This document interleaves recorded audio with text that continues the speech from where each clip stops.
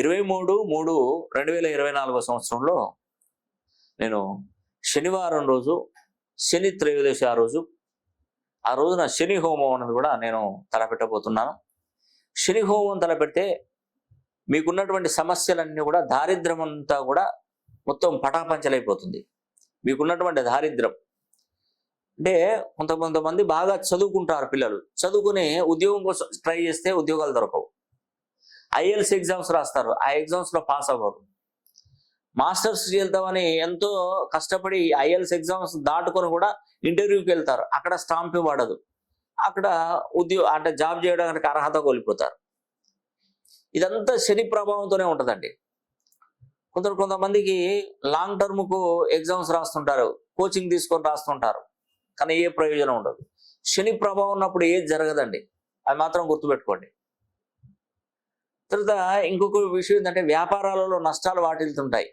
ఎంత చక్కగా అనుభవంతో వ్యాపారాలు చేసినా కూడా కొన్ని సందర్భాలలో వ్యాపారంలో నష్టాలు ఎక్కువగా వాటిల్లడం, మనం కష్టపడిన దానికి వ్యాపారంలో లాభాలు లేక నష్టాలు జరగడం, బ్యాంకు EMIలు కట్టలేని పరిస్థితులలో రుణాలు 1కి 2, 1కి 2, 1కి 10, 1కి 10 రేట్లు పెరగడం, దానివల్ల మనస్సు ఆందోళన చెందడం, ఎక్కువగా కోపం, యాంగ్జైటీ కారణమైపోవడం, ఎవరు చెప్పినా కూడా ఎక్కువగా వాళ్ళ మీద కోపపడడం, ఇవన్నీ కూడా శని ప్రభావం వల్లనే జరుగుతూ ఉంటాయండి.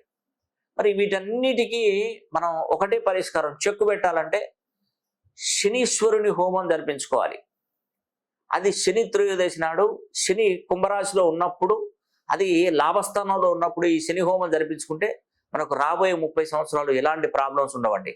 అది చదువు పరంగా, ఆరోగ్యపరంగా, వివాహపరంగా, ఉద్యోగపరంగా, వ్యాపారంలో ఎక్కడ కూడా ఎలాంటి డిస్టర్బెన్స్ రాదండి ముఖ్యంగా. కాబట్టి ప్రతి ఒక్కరు ఈ శని హోమం జరిపించుకోవడానికి ప్రయత్నించండి. మీరు దేశ విదేశాలలో ఉన్న, వేరే వేరే రాష్ట్రాలలో ఉన్న, వేరే వేరే కంట్రీ, మరి వేరే వేరే కుగ్రామాలలో ఉన్నా కూడా మీరు ఇక్కడికి రానవసరం లేదండి శని హోమం జరిపించుకోవడానికి.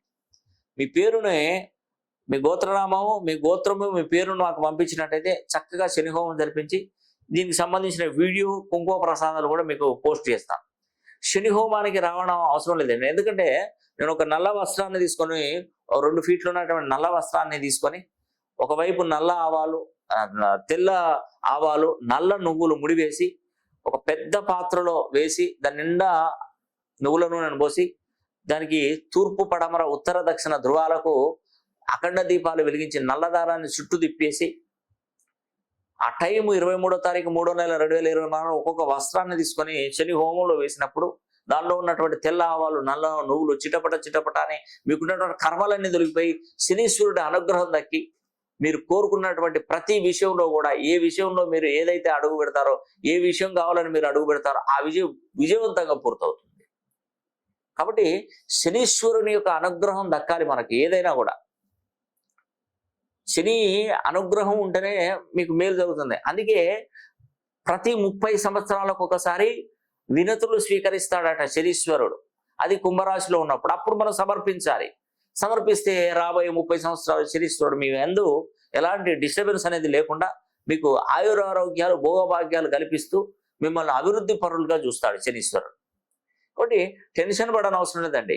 ఈ నెల 23వ తారీఖున 2024 మరి శనివారం రోజున శని త్రయోదశి నాడు శని హోమం జరిపించుకోవడం ద్వారా తప్పకుండా మీకు మేలు జరుగుతుందని కూడా మీకు ఈ వీడియో ద్వారా తెలియజేస్తున్నాను. ఈ వీడియో కనుక మీకు నచ్చినట్లయితే లైక్ చేయండి, షేర్ చేయండి, అదేవిధంగా కామెంట్ చేయండి. సర్వే జనా సుఖినో భవంతు.